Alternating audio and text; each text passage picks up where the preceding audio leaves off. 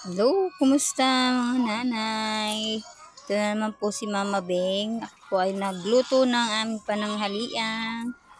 Paksiw na tambakol. Kumakain po ba kayo nito, Mami?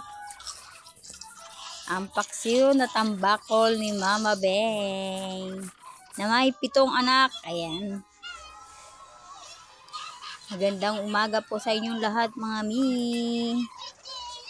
Luto muna si Mama Beng ng pananghalian. Paksiw na tambako. Ayan. Lagyan ko lang yan ng sibuyas, bawang, dato puti, ayan, siling, at nilagyan ko na rin yan ng asin, magic.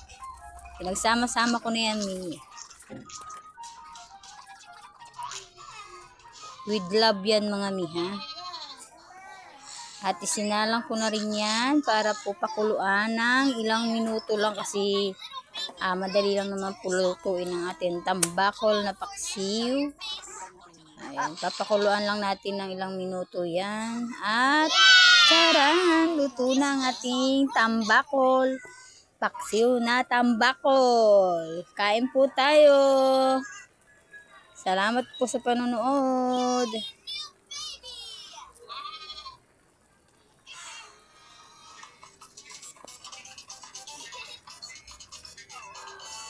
Hindi nag-record. Buang naman.